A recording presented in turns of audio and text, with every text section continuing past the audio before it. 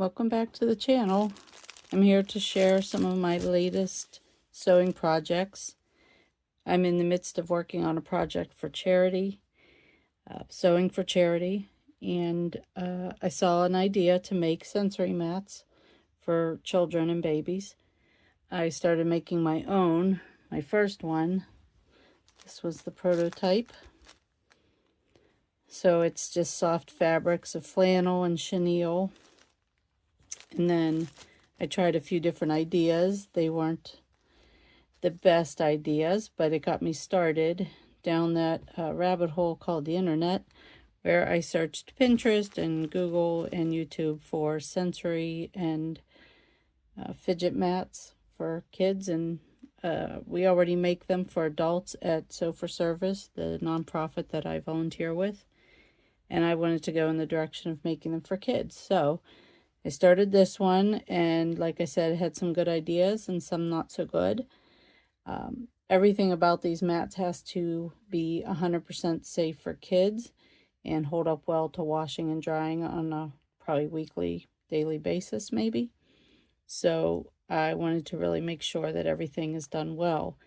So this idea, while fun, doesn't hold up to constant use and sewing.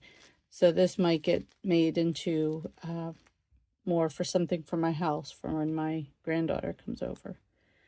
But like I said, it led me down the rabbit hole and I found all sorts of ideas.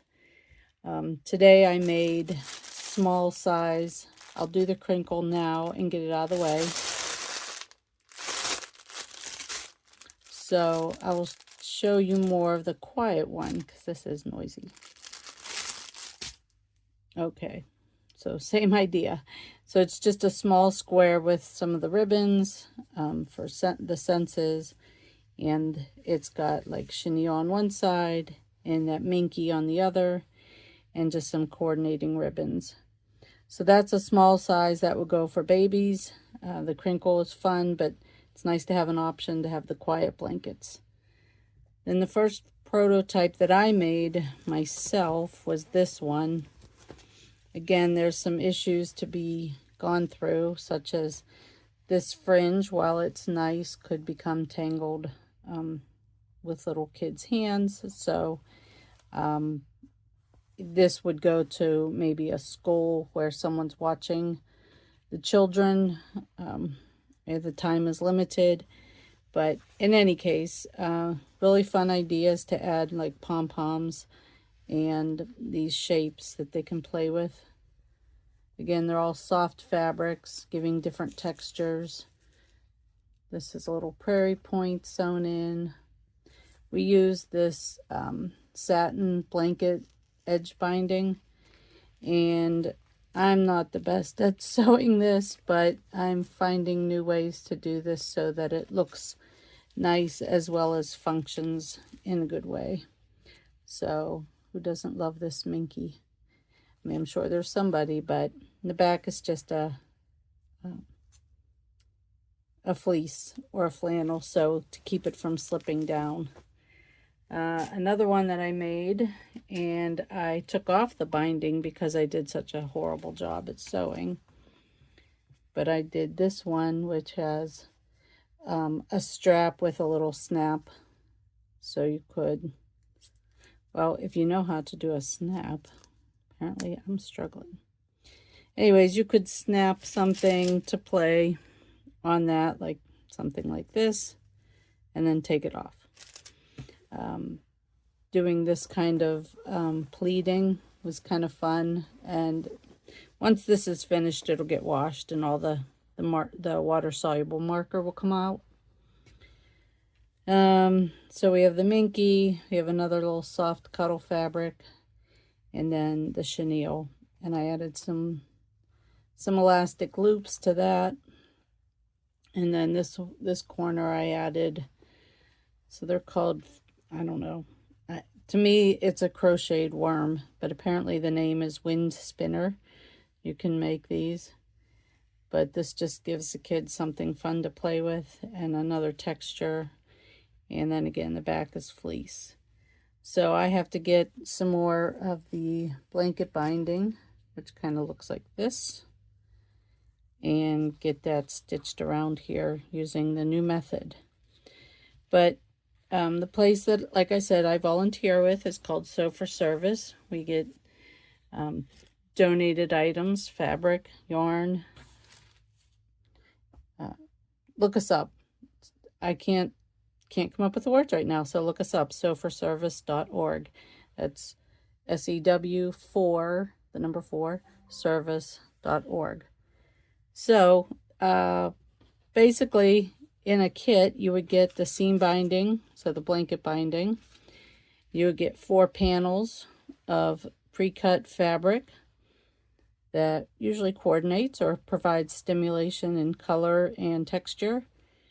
And then a backing fabric. So this is cute with the frogs, so the red looks fun. We're going to typically try to stay away from the color red in large amounts. Like I had originally packed this kit with this red velvet, and as much as it's fun and nice, red does stimulate aggression and hunger, and I really don't want to create any negative situations for any child that's using this. So stay away from the major red. So red accents with the seam binding would be fine. And then the hearts on the back with the frogs. So when you get a kit, the kit would include some ideas.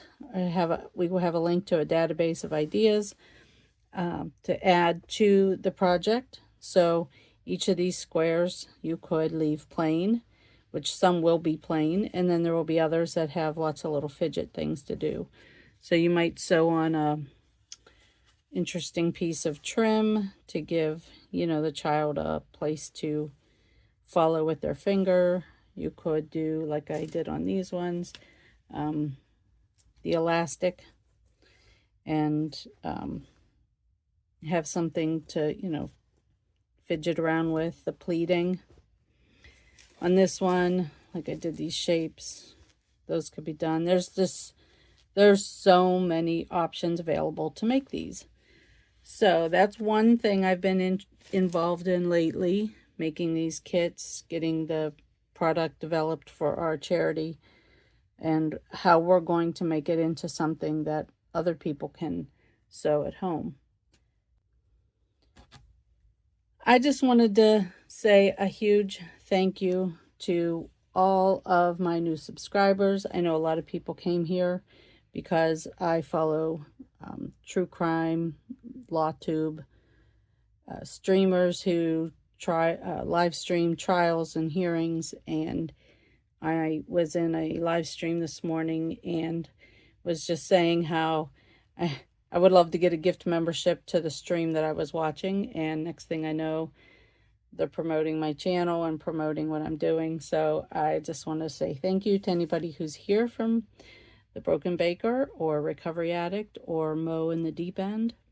I think that's your channel, Mo. I sure hope I got that right. But I promise to try to get busy and get some more videos going. But, these trials take up a lot of my time. Haha. So thanks for watching and stay tuned for more. Have a great day.